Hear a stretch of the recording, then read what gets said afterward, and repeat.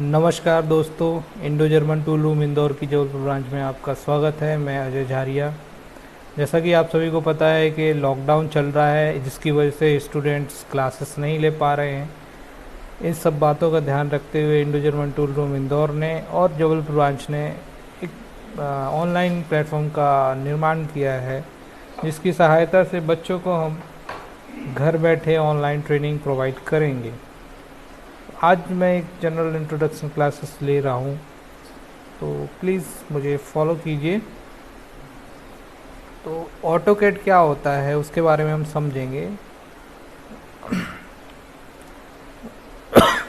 इस लेक्चर में हम what is CAD, what does the mechanical engineering do in CAD, what are the application of CAD in mechanical engineering, why to use CAD and about CAD, ये सब points के बारे में discussion करेंगे। तो सबसे पहले हम बात करते हैं व्हाट इज़ CAD। तो CAD stand for computer aided design and computer aided drafting. There is 3 parts of CAD। First होता है ड्राइंग, सेकंड होता है ड्राफ्टिंग और थर्ड होता है डिज़ाइन। तो इसमें हम पढ़ेंगे what is drawing and what is drafting and what is design. तो हम बात करते हैं ड्राइंग। तो ड्राइंग क्या होती है? Drawing is a rough sketch which gives some message और information about the product. Suppose that ये जो आप देख रहे हैं ये एक ड्राइंग है, एक रफ स्केच है। इसमें कोई ना डायमीटर दिया हुआ है ना कोई लेंथ दी हुई है, इसी वजह से हम इसको क्या कहेंगे?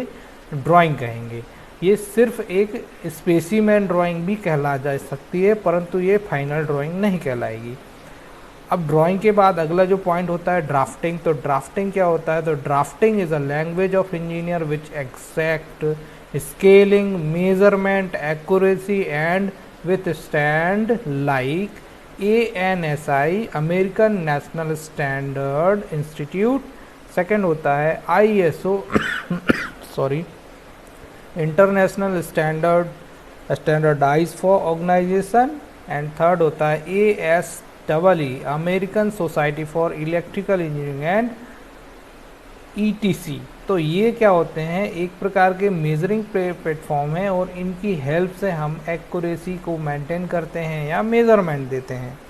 तो जैसे कि हमको प्रीवियस हमारी जो स्लाइड है इसमें ड्राइंग की डेफिनेशन बोल रहा है, drawing is a rough sketch which gives some message और इन्फॉर्मेशन अबाउट द प्रोडक्ट।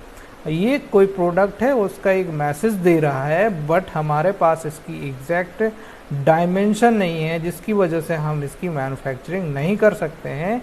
तो सेकंड कंडीशन हो जाती है ड्राफ्टिंग। तो ड्राफ्टिंग में क्या होता है कि जब हम कोई सी भी ड्राइंग बनाते हैं और उस ड्राइंग में डायमेंशनिंग कर देते हैं, सपोज दैट डायमीटर दे देंगे, रेडियस दे देंगे, चैम्फर दे देंगे, तो वो उस ड्राइंग को हम क्या कहेंगे?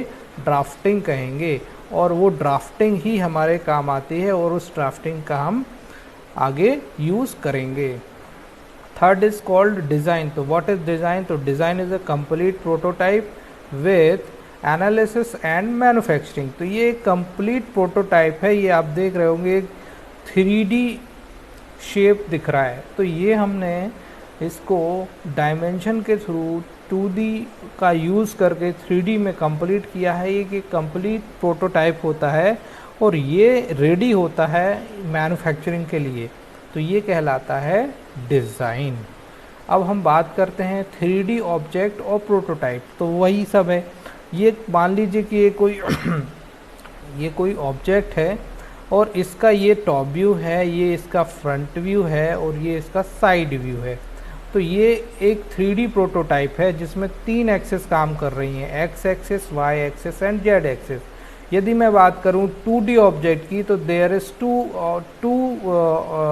Access only shown, first X axes and second Y axes. There is no Z axes in 2D object, but 3D object में तीनों एक्सेस आ जाती हैं। तो ये होता है 3D ऑब्जेक्ट प्रोटोटाइप। आगे हम पढ़ेंगे What does mean mechanical engineering do in CAD। तो अब हम क्या करते हैं? Mechanical engineer do drafting, designing and prototype testing, analysing, operation in AutoCAD. तो मैकेनिकल इंजीनियर का काम होता है कंप्लीट ड्राइंग बनाना, ड्राफ्टिंग करना और डिज़ाइनिंग करना और उसका प्रोटोटाइप तैयार करना, जिसमें कि हम उसको बाद में CNC मशीनों की हेल्प से मैन्युफैक्चरिंग कर सकते हैं।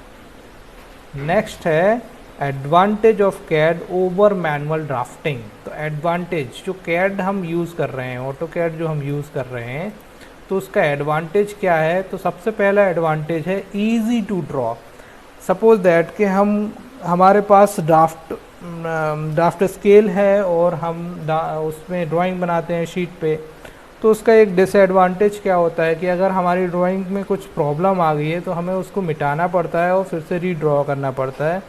इस प्रोसेस में सबसे ज़्यादा जो होता है वो हमारा समय ख़राब होता है, और हम एक बार में एक ही ऑब्जेक्ट बना सकते हैं, और एक ऑब्जेक्ट बनाने से हमको क्या होता है, हमारे पास प्रोडक्टिविटी की कमी हो जाती है।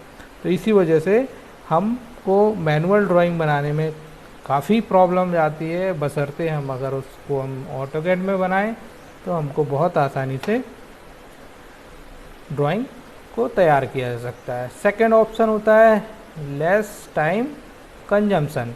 तो जैसा कि मैंने आप सभी को बताया कि लेस टाइम कंजम्पशन क्यों है, क्योंकि ऑटोकैड में सारे के सारे टूल्स को हम अंडू रीडू कर सकते हैं और हमारी ड्राइंग भी ख़राब नहीं होती है। साथ ही साथ हम उसको हज़ारों बार अलग करके नया बना सकते हैं और जल्दी काम कर सकते हैं, इसीलिए लेस टाइम कंजम्पशन कहलाता है। सपोज दैट कि हमने एक ऑब्जेक्ट बनाया और उसकी 100 कॉपियाँ चाहिए, तो हम उसी ऑब्जेक्ट की 100 कॉपी भी करके किसी भी व्यक्ति को मेल कर सकते हैं, चाहे वो व्यक्ति कहीं पे भी बैठा हो। फिर अगला आता है accuracy precision up to 8 decimal. तो ऑटोकैड में अप टू 8 डेसिमल की एक्यूरेसी के साथ हम ड्राइंग को क्या कर सकते हैं, बना सकते हैं, जबकि मैनुअली ये पॉसिबल नहीं है। तो इतनी एक्यूरेसी के साथ अगर कोई ड्राइंग बनती है तो मशीन वो उसको आसानी से रीड कर लेती है और हमारा प्रोडक्ट बहुत ही एक्यूरेट बनता है। अगला पॉइंट है क्विक एक्सेस। क्विक एक्सेस का मतलब आपको मालूम है, बहुत जल्दी से एक्सेस कर सकते हैं उसको, that means quick access. Easier modification, मैंने आपको बताया कि यदि कुछ प्रॉब्लम आ गई है और गलत ड्राइंग बन गई है तो आप उसको अंडू रीडू कर सकते हैं, बहुत जल्दी मॉडिफाइड कर सकते हैं, पेन और पेंसिल की आवश्यकता पड़ती नहीं है, इसलिए ईजियर मॉडिफिकेशन कहलाता है वो। अगला जो पॉइंट है गुड्स अपीयरेंस इन आउटपुट। गुड्स अपीयरेंस इन आउटपुट का मतलब होता है हम जो भी ड्राइंग बनाते हैं वो बहुत अच्छी आउटपुट प्रोवाइड कर सकते हैं। जैसे कि हम हमारी ड्राइंग को मेल के थ्रू भी भेज सकते हैं, हम उसको व्हाट्सएप पे भी भेज सकते हैं, हम उसका जेपीजे फाइल भी बना सकते हैं, हम उसका पीडीएफ फाइल भी बना सकते हैं। मतलब कि हमको मल्टीपल ऑप्शंस अवेलेबल होते हैं। हम किसी भी पीडीएफ ड्राइंग को हमने जैसे कोई पीडीएफ ड्राइंग है तो हम उसको डीडब्ल्यूजी में भी कन्वर्ट कर सकते हैं, इसीलिए गुड अपीयरेंस इन आउटपुट है। बट अगर हम मैनुअल की बात करें तो it is not possible. Next point है स्टोरेज फैसिलिटी।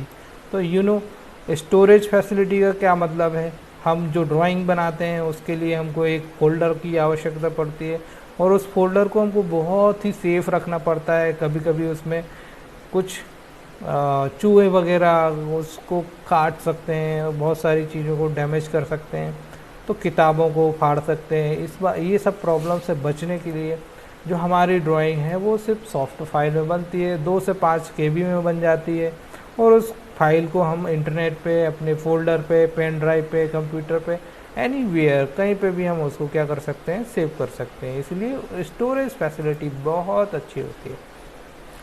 नेक्स्ट पॉइंट है लेस प्रोन टू एरर। जैसा कि मैंने आप सभी को बताया, एरर की बहुत ही ज़्यादा संभावना नहीं होती, बहुत कम संभावना होती है कि एरर हो। ह्यूमन एरर हो सकता है बट मशीन एरर नहीं करेगी। नेक्स्ट होता है easy to share accurate information. जैसे कि मैं आप सभी को बताया, हम उसको बहुत ही ईजीली और उसकी इन्फॉर्मेशन को शेयर कर सकते हैं। आगे देखते हैं। अगला नंबर है टूल।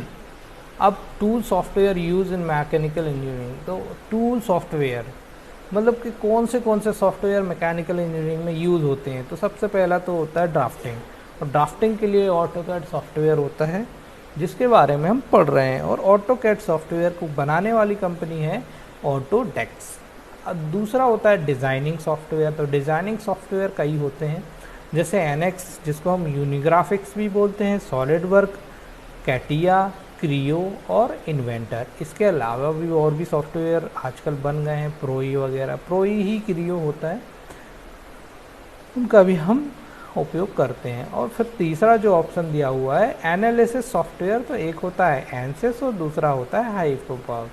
तो मैक्सिमम वर्क इसमें एनालिसिस किया जाता है और इसमें हम डिज़ाइनिंग करते हैं और ऑटोकैड से हम ड्राफ्टिंग करते हैं। आगे देखेंगे advantage of AutoCAD. Mechanical engineering में एडवांटेज होते हैं 2D and 3D drafting and parts की डिज़ाइन करना।